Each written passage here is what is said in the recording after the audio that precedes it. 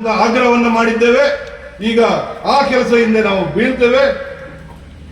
ನೀವು ಮೊನ್ನೆ ಮಾರಿಗುಡಿಯಲ್ಲಿ ಪ್ರಮಾಣ ಮಾಡಿದ್ರಿ, 1 ರೂಪಾಯಿಯನ್ನು ಕೂಡ ನಾನು ಇಲ್ಲಿ ಭ್ರಷ್ಟಾಚಾರ ಮಾಡಲಿಲ್ಲ. ನಾನು ಕೇಳಿರೋದು 1 ರೂಪಾಯಿ ಪ್ರಶ್ನೆ ಅಲ್ಲ. ನೀವು ಹೌದು, ನೀವು 1 ರೂಪಾಯಿ ತಗೊಂಡಿಲ್ಲ, ಕೋಟಿಯನ್ನು ನೀವು ಲೂಟಿ ಮಾಡಿದ್ದೀರಿ ಅನ್ನೋದು ನನ್ನ ಆರೋಪ. ಕೋಟಿಯನ್ನು ಲೂಟಿ ಮಾಡಿದ್ದೀರಿ. ಯಾಕಂತ ಹೇಳಿದ್ರೆ ನಿಮ್ಮ ಒಬ್ಬ ಗೆಳೆಯ ಹೇಳಿದ್ದ ಅವತ್ತು, ಪೂಂಜೇರು ಚೀಲಾಡು ದುಡ್ಡು ಕನಪೇರು, ಪೂಂಜೇರು ಚೀಲಾಡು ಕನಪೇರು, ಅರೆಗೆ ಕೊರಿಯರು, ಮೊರೆಗೆ ಕೊರಿಯರು, ಮಾತೆರೆಗಳ ಕೊರಿಯರು, ಇಲ್ಲರ್ದು ಬಂದಾಗ ಚೀಲ ಬತ್ತಂಡ, ಇಲ್ಲರ್ದು ಪೋನಾಗ ಚೀಲ ಖಾಲಿ ಆಂಡ್. ಎಲ್ಲಿಂದ ಬಂತು ಈ ಚೀಲದ ಹಣ? ಈ ಚೀಲದ ಹಣ ಎಲ್ಲಿಂದ ಬಂತು ಅಂತ ನಿಮ್ಮನ್ನ ಕೇಳಲಿಕ್ಕೆ ಇಷ್ಟಪಡ್ತಾ ಇದ್ದೇನೆ. ನೀವೇ ನಿಮ್ಮ ಬಾಯಲ್ಲಿ ಹೇಳಿದ್ರಿ, ನೆರೆಸ ಬಂದಾಗ 45 ಲಕ್ಷ ರೂಪಾಯಿಯನ್ನು ನಾನು ದೇಣಿಗೆ ಕೊಟ್ಟಿದ್ದೇನೆ. ನಿಮ್ಮ ಚುನಾವಣೆಯ ನೀವೇನು ಡಿಕ್ಲೇರ್ ಮಾಡಿದ್ರಿ ಅದೆಲ್ಲ ದಾಖಲೆ ನಮ್ಮ ಹತ್ರ ಇದೆ. ಎಲ್ಲೂ ಕೂಡ ನೀವು 45 ಲಕ್ಷ ರೂಪಾಯಿ ಬಗ್ಗೆ ಮಾತಾಡಿಲ್ಲ. ಇದು ಭ್ರಷ್ಟಾಚಾರದ ಹಣ ಅಲ್ಲವೇ ಪುಂಜರೆ? ನೀವು 1 ರೂಪಾಯಿ ಬಗ್ಗೆ ಮಾತಾಡ್ತಿದ್ದೀರಿ.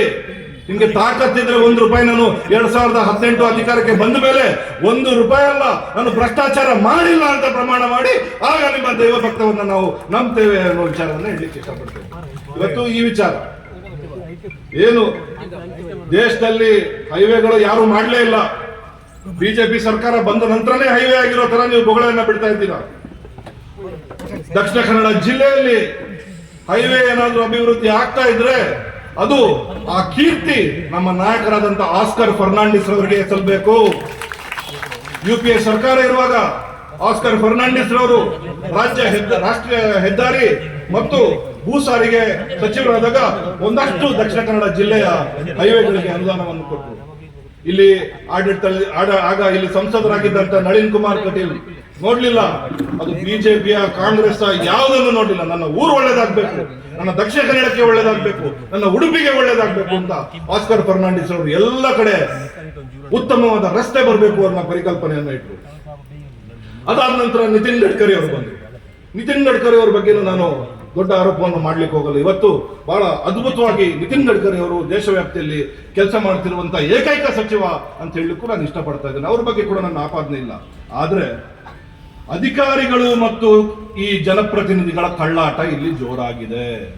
ಯಾವ ಅಧಿಕಾರಿಗಳು, ಇದರ ಹಿಂದೆ ಇರುವಂತಹ ಸೂತ್ರಧಾರರು ಯಾರು ಅನ್ನೋದನ್ನ ನಾವು ಬಹಳ ಸ್ಪಷ್ಟವಾಗಿ ನಾವು ಯೋಚನೆ ಮಾಡಬೇಕಾಗುತ್ತೆ. ಯಾಕಂತ ಹೇಳಿದ್ರೆ ಇಲ್ಲೊಂದು ಹೈವೇ ಮಾಫಿಯಾ ನಡೀತಾ ಇದೆ. ಹೈವೇ ಮಾಫಿಯಾ ಯಾವ ರೀತಿ ಅಂತ ಹೇಳಿದ್ರೆ, ನಮ್ಮ ಗುಂಡ್ಯಾದಿಂದ ಬಂಟ್ವಾಳದೊಳಗೆ ಒಂದು ರಾಷ್ಟ್ರೀಯ ಹೆದ್ದಾರಿ ಕೆಲಸ ಪ್ರಾರಂಭ ಆಗುತ್ತೆ. L&T ಅವರು, ನವಯುಗ, ದೇಶದ ದೊಡ್ಡ ದೊಡ್ಡ ಕಂಪನಿಗಳು ಅದಕ್ಕೆ ಗುತ್ತಿಗೆ ಟೆಂಡರ್ ಅನ್ನ ಹಾಕ್ತಾರೆ. ಅದೇ ರೀತಿ ನಮ್ಮ BC ರೋಡ್ ಇಂದ ಕುಂಜಾಲಕಟ್ಟೆಗೆ ಇನ್ನೊಂದು ಹೈವೇ ಆಗುತ್ತೆ. ಅಲ್ಲಿಗೂ ಕೂಡ ದೊಡ್ಡ ಟೆಂಡರ್, 700-800 ಕೋಟಿಯ ಟೆಂಡರ್. ಯಾರಿಗೂ ಎಲಿಜಿಬಿಲಿಟಿ ಇಲ್ಲ, ದೊಡ್ಡ ದೊಡ್ಡ ಗುತ್ತಿಗೆದಾರ ಅದಕ್ಕೆ ಟೆಂಡರ್ ಆಗ್ತಾರೆ. ಇದು ಕೂಡ ಬೆಳ್ತಂಗಡಿಯಿಂದ, ಚಾರ್ಮಾಡಿ, ಉಜಿರೆಯಿಂದ ನಮ್ಮ ಪೆರಿಯ ಶಾಂತಿ ಎಲ್ಲದಕ್ಕೂ ದೊಡ್ಡ ದೊಡ್ಡ ಗುತ್ತಿಗೆದಾರರು ಬರ್ತಾರೆ. ಅವರು ಕೆಲಸ ಮಾಡಿ ಸ್ವಲ್ಪ ದಿವಸ ಆದ್ಮೇಲೆ ಏನೋ ಅವರಿಗೆ ಸೂಜಿ ಚುಚ್ಚಲಿಕ್ಕೆ ಪ್ರಾರಂಭ ಆಗುತ್ತೆ. ಎಲ್ಲ ದೊಡ್ಡ ದೊಡ್ಡ ಕಾಂಟ್ರಾಕ್ಟರ್ಗಳು ಇಲ್ಲಿಂದ ಬಿಟ್ಟು ಓಡೋಗುವ ಪ್ರಸಂಗ.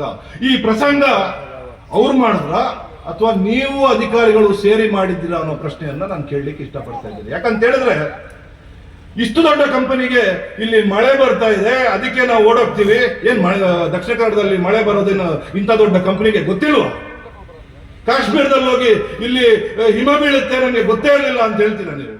ಅದೇ ರೀತಿ ಇವತ್ತು L&T ಓಡೋದ್ರು, ನವಯುಗ ಓಡೋದ್ರು, ಓಷನ್ ಓಡೋದ್ರು, ಇಲ್ಲಿ DP ಜೈನ್ ಓಡೋಗಿದ್ದಾರೆ. ಇದು ಯಾರಿದ್ರಿಂದ ಸೂತ್ರಧಾರರಿದ್ದಾರೆ? ಇದನ್ನ ಮುಂದಿನ ದಿನಗಳಲ್ಲಿ ಮಾಧ್ಯಮದವರ ಮುಂದೆ ಮತ್ತು ನಿಮ್ಮ ಮುಂದೆ ಇದರ ಹಿಂದೆ ಇರುವ ಸೂತ್ರಧಾರರ ಹೆಸರನ್ನು ನಾವು ಬಯಲುಪಡಿಸ್ತೇವೆ. ಯಾಕಂತ ಹೇಳಿದ್ರೆ ಇದೊಂದು ಮಾಫಿಯಾ ಆಗಿದೆ. ಜನಸಾಮಾನ್ಯರ ದುಡ್ಡನ್ನ ಲೂಟಿ ಮಾಡುವ ಒಂದು ದೊಡ್ಡ ಮಾಫಿಯಾ ಆಗಿ ಇವತ್ತು ಇಲ್ಲಿ ನಮಗೆ ಕಾಣಿಸ್ತಾ ಇದೆ. ಇದೆಲ್ಲ ಆದ್ಮೇಲೆ ಇಲ್ಲೇ ಲೋಕಲ್ ಅಲ್ಲಿರುವ ಕಾಂಟ್ರಾಕ್ಟರ್ಗಳಿಗೆ ಸಬ್ ಕಾಂಟ್ರಾಕ್ಟ್ ಕೊಡೋದು, ಗುಣಮಟ್ಟ ಕಮ್ಮಿ ಇರುತ್ತೆ. ಇವತ್ತು ಬಂಟ್ವಾಳ ಪುಂಜಲಕಟ್ಟೆ ರಸ್ತೆಯಲ್ಲಿ ನೀವು ಹೋಗಿರ್ಬೋದು. ನೀವು ರಾತ್ರಿ ಮಳೆ ಬರುವ ಸಮಯದಲ್ಲಿ ಅಲ್ಲಿ ಹೋಗಿ ಎಷ್ಟು ಕೆಟ್ಟ ಕೆಲಸ ಅಲ್ಲಾಗಿದೆ ಅಂತ ನಿಮ್ಗೆ ಗೊತ್ತಾಗುತ್ತೆ. ಯಾಕಂತ ಹೇಳಿದ್ರೆ ಈ DP ಜೈನು, L&T, ನವಯುಗ ಇವರೆಲ್ಲ ಬಹಳ ದೊಡ್ಡ ಕಾಂಟ್ರಾಕ್ಟರ್ಗಳು. ಅವ್ರದೇ ಆದಂತ ನೀತಿ ನಿಯಮಗಳಿರುತ್ತೆ. ಇಲ್ಲಿ ಯಾರೋ ಪೀಸ್ ವರ್ಕ್ ಕೊಟ್ಟು ಲಾಸ್ಟ್ ಅಲ್ಲಿ ಎಲ್ಲವನ್ನ ಹಾಳು ಮಾಡಿ ದುಡ್ಡನ್ನ ಗುಳುಂ ಮಾಡುವ ಕೆಲಸವನ್ನ ಇವರು ಮಾಡ್ತಾ ಇದ್ದಾರೆ.